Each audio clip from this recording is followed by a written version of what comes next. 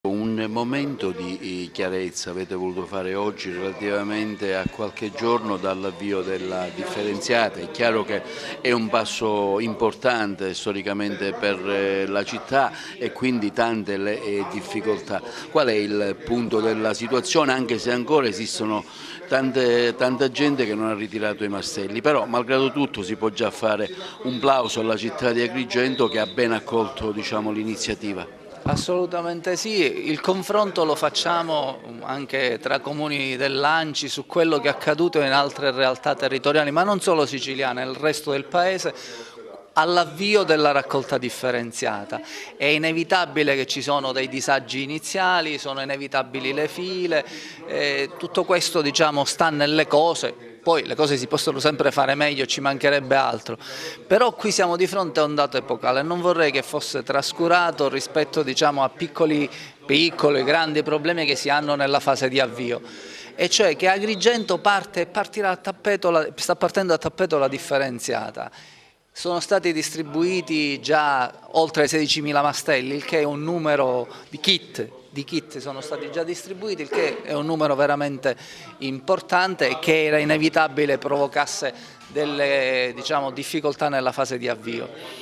Però diversamente da altre realtà territoriali con cui mi sono confrontato, cioè Agrigento ha accolto con grande interesse, nella stragrande maggioranza, poi per carità ci sono quelli che questo entusiasmo non l'hanno manifestato, non lo manifestano, magari abbandonano i rifiuti per strada, questo ci sta e nelle cose c'è un'aliquota che ma non dovrà accadere prossimamente. Però Agrigento ha risposto alla grande, non c'è stata l'esigenza di andare dietro con ripetuti appelli a ritirare i mastelli, perché la gente sta rispondendo. L'aspettavamo da tanto tempo, cioè liberare le nostre strade dai cassonetti, poter cominciare ad essere soggetti attivi nella differenziazione e evitare di andare a gettare i rifiuti poi in un fosso comune che sono le discariche, e credo che sia un grande passo di civiltà a cui la città sta rispondendo con grande entusiasmo. La cosa importante è non perdere d'occhio le questioni fondamentali. La questione fondamentale è che è partita la raccolta differenziata,